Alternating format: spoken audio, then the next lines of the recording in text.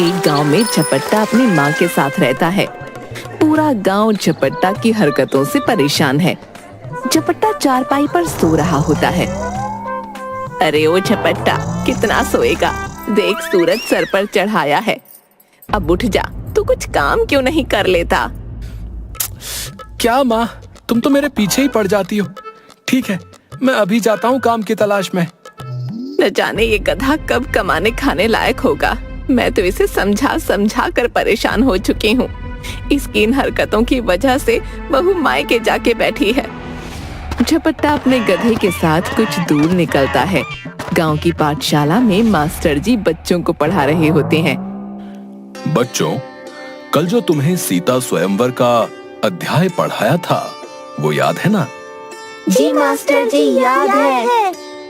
ठीक है, आज मैं इस अध्याय से तुमसे सवाल पूछता हूँ। गट्टू, ये बता, भगवान शंकर का धनुष किसने तोड़ा?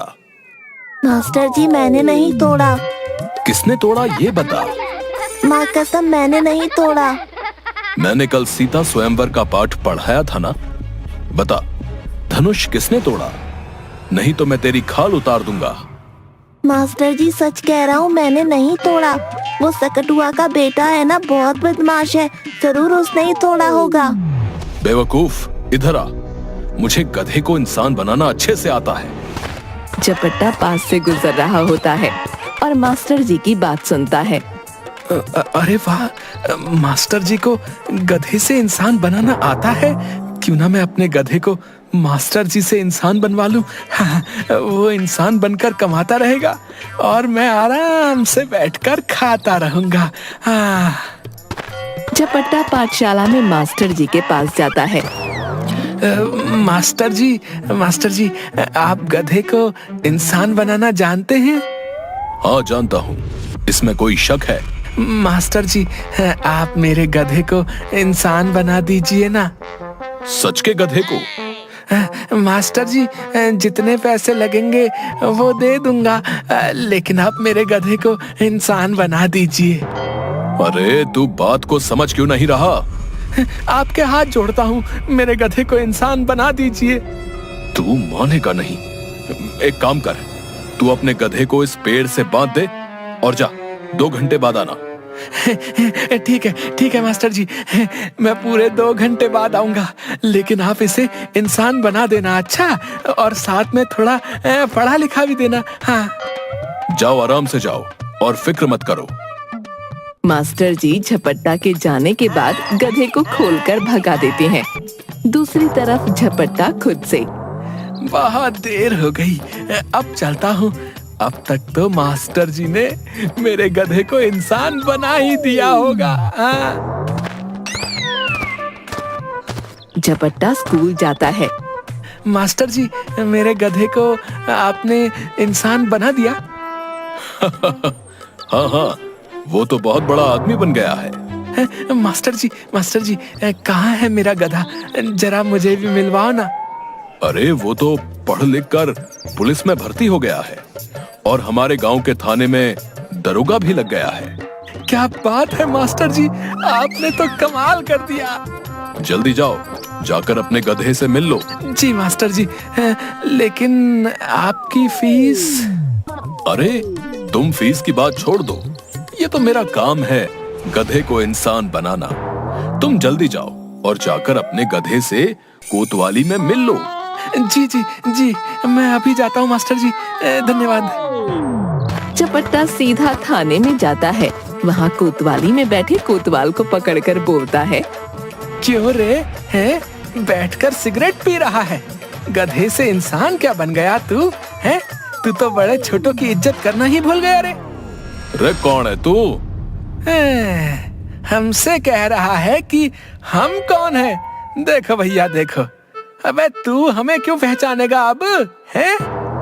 रे नालायक, तू जानता है कि तू किससे बातें कर रहा है? अरे तुझे कैसे भूल सकता हूँ? है इस वर्दी में आकर तू अपनी औकात भूल गया है? इससे अच्छा तो तू तभी था जब मैं तेरे पीठ पर सामान लाद कर तेरी कमर तोड़ता था। है रे पागल, रे चल निकल यहाँ से, नहीं तो तेरी खाल उतार दूंगा।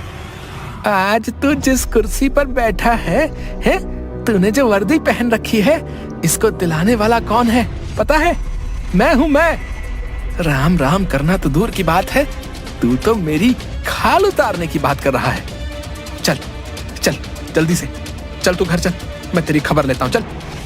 अरे पागल आदमी, रे कहां से आ गया ये? अबे नालायक गधे, हैं? गधे से इंसान बन गया, लेकिन लात मारने की आदत तू अभी तक नहीं भूला रे।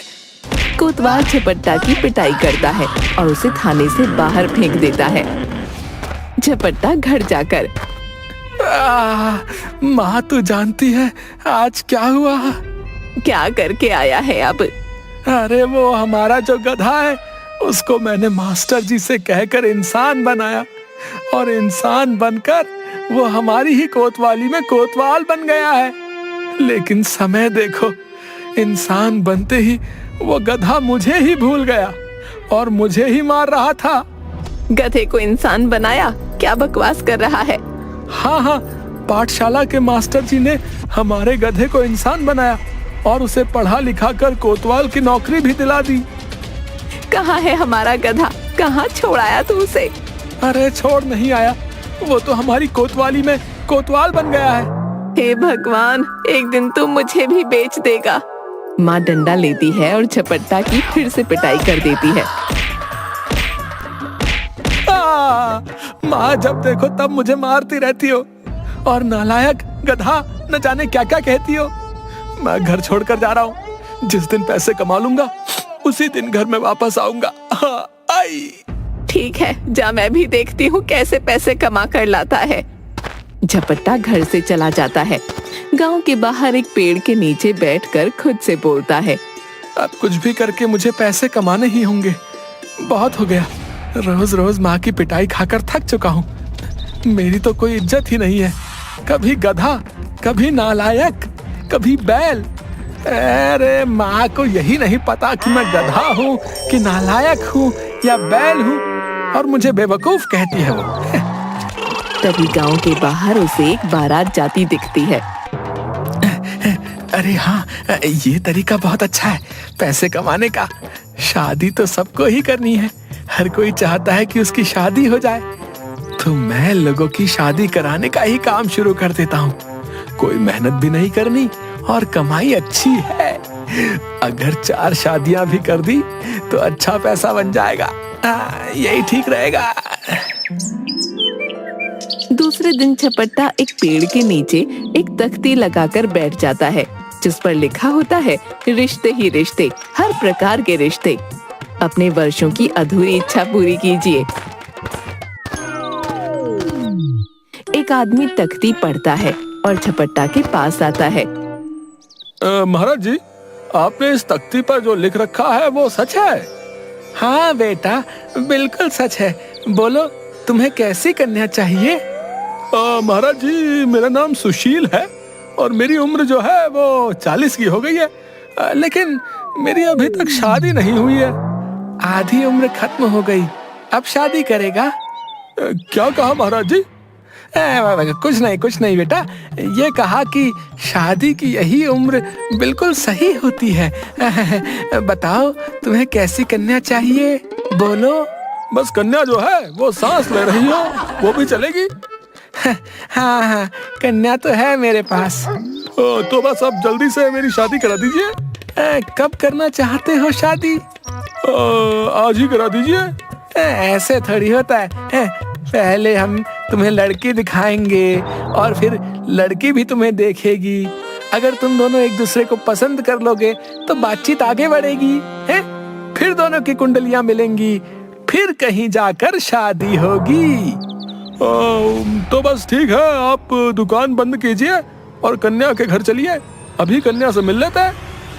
अरे तुम तो उतावले ही हुए जा रहे हो, हैं? सब्र करो। ठीक है, फिर आप ही मुझे बताइए कि मुझे क्या करना है। कुछ नहीं, पहले फीस जमा करो। कितनी फीस जमा करनी होगी? 100 रुपए।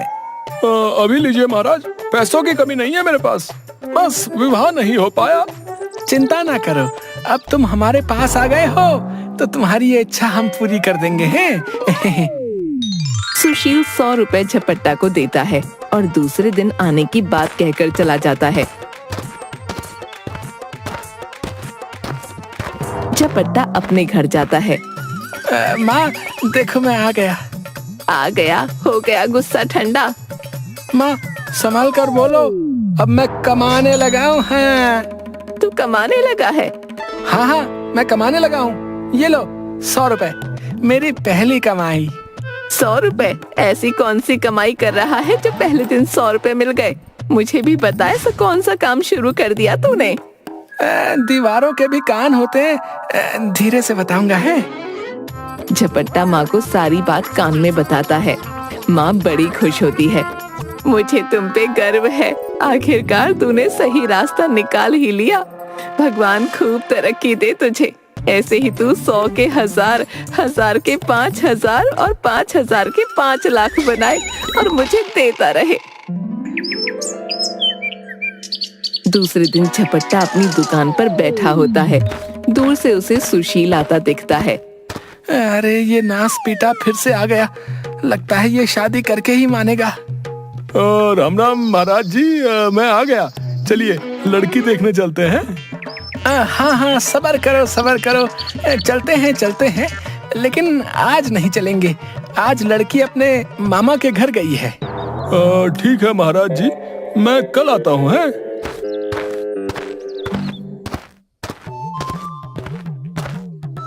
माँ ये सुशील तो पीछे ही पड़ गया।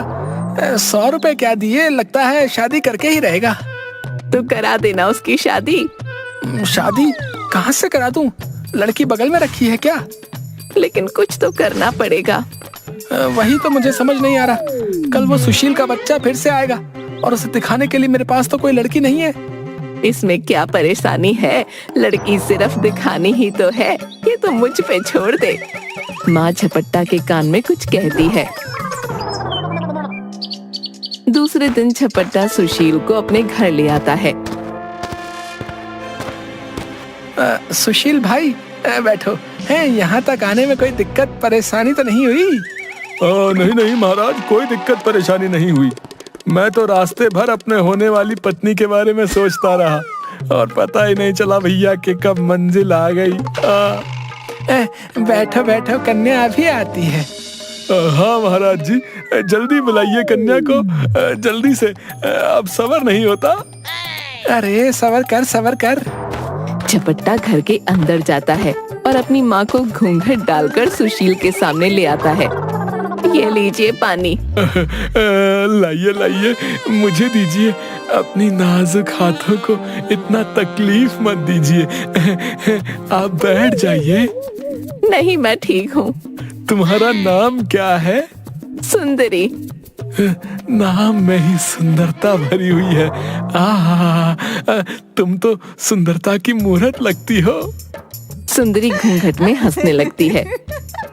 ये रही कन्या है, और तुम भी देख लो, ये सुशील है।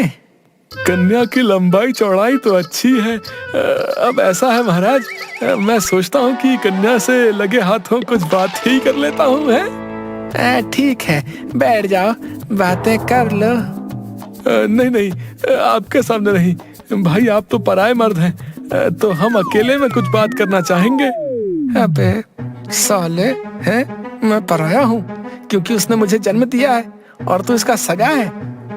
अरे मेरे सामने कर लो, मैं कौन सा तुम्हारी बातें पेपर में छपवाने जा रहा हूँ। नहीं, हम उधर बगीचे में जाते हैं। साला मेरे सामने मेरी माँ को बगीचे में ले जा रहा है। मुझे इसकी नीयत ठीक नहीं लगती, खोट है इसकी नीयत में। सुशील झपट्टा की माँ को लेकर बगीचे की तरफ चला जाता है और उससे बातें करने लगता है। सुशील थोड़ी देर बात करने के बाद, अब मुझे लगता है कि तुम ही मेरे लिए बनी हो। तुम्हारे ही इंतजार में मेरी अभी तक शादी नहीं हुई। मुझे भी ऐसा ही लगता है। तो फिर अपना ये चांद सा मुखड़ा मुझे दिखा दो। नहीं, अभी कैसे दिखा दूं? तो कब तक सब्र करूं? जब तक आप मुझसे शादी नहीं कर लेते। अभी कर लेता हूँ, चलो महाराज के पास। झपट्टा वहीं पेड़ के पीछे छुपकर सारी बातें सुन रहा था और बीच में बोलता है, नहीं नहीं, अभी शादी नहीं हो सकती। अभी कन्या के परिवार से बात करनी बाकी है, पंडित से बात करना बाकी है, कुंडली मिलवाना बाकी है, बड़े काम बाकी है। महाराज जी, अब आप जल्दी से जल्दी ये सारे काम कर दीजिए, मुझे सब्र नहीं होता। काम तो कर दूं, लेकिन उसमें पैसे खर्च होंगे। पैसों की कोई कमी नहीं है, जितना चाहे खर्च करिए, बस अब ये रिश्ता जल्दी कर दीजिए। ठीक है, तो दो 11,000 रुपए। सुशील पैसे देता है और वहाँ से चला जाता है। ये लो माँ, पूरे 11,000 रुपए। मुझे बेवकूफ समझती थी, देखा मैं कितना समझदार हूँ। हाँ, तू सच कह रहा है, मेरी ही आंखें तुझे पहचान नहीं पाई। लेकिन अब ये बता, ये फिर आएगा तो तू क्या करेगा? उसका भी इलाज है मेरे पास माँ। 2 दिन बाद सुशील फिर से आ धमकता है। क्यों भाई महाराज जी, हो गई बात पक्की है? हाँ हाँ, बिल्कुल पक्की हो गई। तुम कल बारात लेकर आ जाओ। महाराज जी, मैं तो जिंदगी भर आपके पैर धो के पीऊंगा। हाँ हाँ बेटा, बस तुम कल बारात लेकर आओ और तुम्हारे सारे इंतजार की घड़ियां खत्म। हाँ? दूसरे दिन सुशील बारात लेकर आता है। झपट्टा अपनी माँ को नींद की दवा देकर घूंघट डालकर सुशील के साथ फेरे करा देता है। तभी झपट्टा की माँ बेहोशी की हालत में जमीन पर गिर जाती है। कितनी नाजुक लड़की है, ससुराल जाने के नाम से बेहोश ही हो गई। सुशील, तुम इसे संभाल कर ले जाओ हैं, और इसका ध्यान रखना। अच्छा? जी जी महाराज जी, मैं पूरा ध्यान रखूंगा। देख माँ, तू मुझे हमेशा नालायक गधा और न जाने क्या क्या कहती थी ना, आज तो मैंने तेरा ही काम कर दिया। अब देखता हूँ कैसे मारेगी मुझे तू है। दूसरी तरफ सुशील के घर पहुंचकर रात को जब झपट्टा की माँ को होश आता है, तो वो सुशील को सामने बैठा देखकर घबरा उठती है। मैं कहाँ हूँ? आराम से, तुम परेशान मत हो यशोदा। हमारी शादी के वक्त तुम बेहोश हो गई थी, इसलिए हमारी विदाई तुम्हारी बेहोशी की हालत में करनी पड़ी। अब तो तुम मुझे अपना ये चांद सा मुखड़ा दिखा दो ना। मुखड़ा? हाँ, मुझे अपना चांद सा मुखड़ा दिखा दो और मेरी बेचैनी को दूर कर दो। तुम खुद ही देख लो, मैं तुम्हें क्या ही दिखा दूं। सुशील सुंदरी का घूंघट हटाता है और उसे देखते ही बेहोश हो जाता है। सुंदरी वहाँ से उठती है और सीधा अपने घर जाती है, जहाँ झपट्टा माँ की विदाई करके नाच रहा होता है। कैसा कपूत है ये, अपनी माँ की शादी किसी और से करा के जश्न मना रहा है। आई, ये किसने मारा? एक को तो मैंने किसी तरह यहाँ से भगाया था। क्या तू फिर आ गई? तू मेरा बेटा है तो मैं तेरी माँ हूँ, इतनी आसानी से तेरा पीछा नहीं छोड़ूंगी। जब तक तू सुधरेगा नहीं, तब तक तू डंडे खाएगा। अरे माँ, अरे माँ, अरे माँ, मत मारो, लग जाएगी। अरे अरे अरे अरे, मैं अच्छे से जानता था कि तुम्हें देखते ही वो बेहोश हो जाएगा। अरे अरे अरे, बचाओ। इस तरह झपट्टा को अभी भी माँ के डंडों से छुटकारा नहीं मिलता।